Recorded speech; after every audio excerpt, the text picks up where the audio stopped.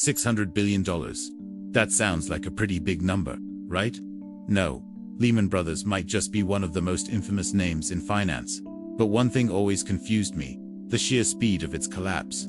I mean, how does a financial titan with assets larger than many countries just vanish in a weekend? So let's tackle that question. In this video, we're going to explore just how Lehman Brothers, a $600 billion bank, vanished in a matter of days. So buckle in, it's going to be an interesting one. So before we go into the details, there are a couple of basic facts that we should be using in this video.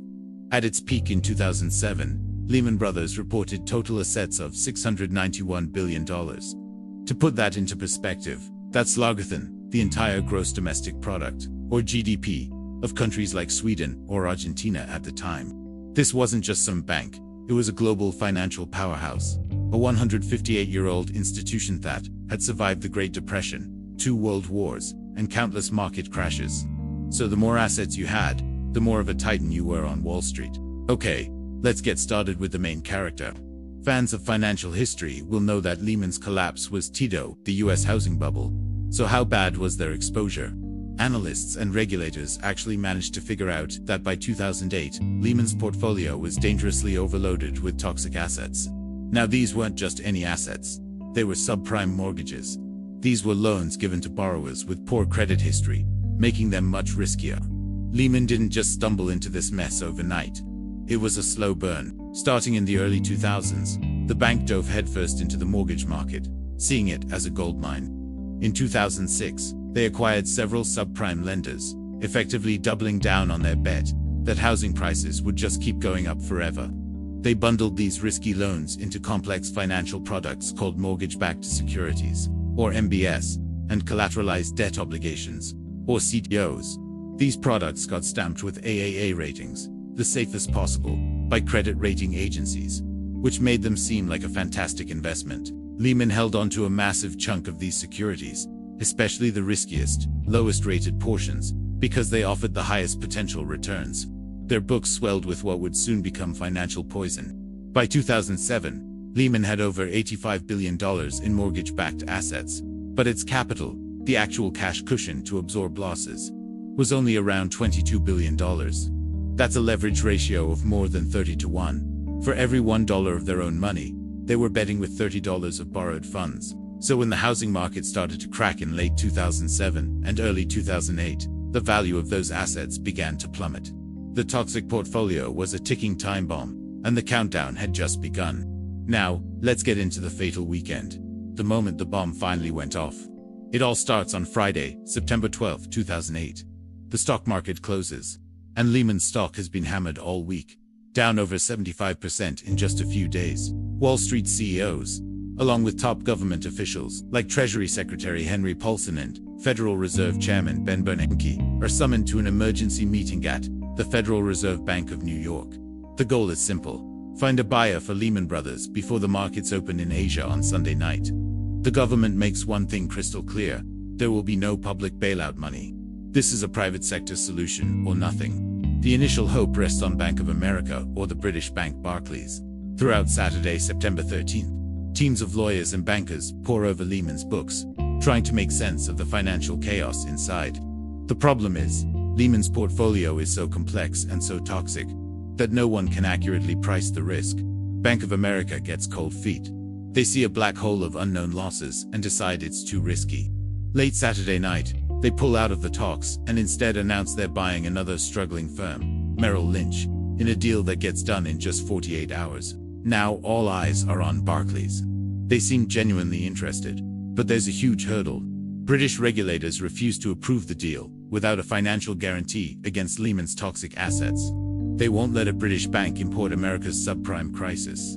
The US government, holding firm on its no bailout stance, refuses to provide that guarantee. By Sunday afternoon, September 14th, the talks have completely stalled. Barclays is out. There are no other buyers. At that point, everyone in the room knows it's over. Lehman's CEO, Dick Fuld, is told there is no deal. The firm has run out of time and options. In the early hours of Monday, September 15th, just before 2 a.m., Lehman Brothers Holdings Inc. files for Chapter 11 bankruptcy, the largest bankruptcy filing in U.S. history. A $600 billion giant had been wiped off the map in less than 72 hours. The collapse wasn't just a headline. It had immediate, devastating consequences. The first and most direct casualties were Lehman's employees. Approximately 26,000 people globally lost their jobs almost overnight. Photos from that Monday show employees leaving the bank's headquarters in New York and London, carrying their belongings in cardboard boxes.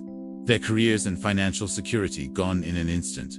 Then there were the clients. Billions of dollars in client funds and assets were frozen. Hedge funds, pension funds, and individual investors who had used Lehman as their prime brokers suddenly found they couldn't access their money. This triggered a massive liquidity crisis, as firms scrambled for cash, forcing them to sell other assets and driving markets down even further. And of course, there was the stock price. On its best day in 2007, a single share of Lehman Brothers was worth over $86. On Friday, September 12th, it closed at $3.65. After the bankruptcy announcement, it became effectively worthless, trading for pennies on the over-the-counter market. The journey to zero was swift and brutal, wiping out the life savings of countless individual investors and employees who had put their faith and their retirement funds in the company's stock. The immediate aftermath was a domino effect of pure financial panic, leading to the near collapse of the global financial system and what we now call the Great Recession. But perhaps the most jarring part of this story is the stark wealth contrast. Let's talk about the CEO, Dick Fuld. His nickname on Wall Street was the Gorilla for his aggressive and competitive nature.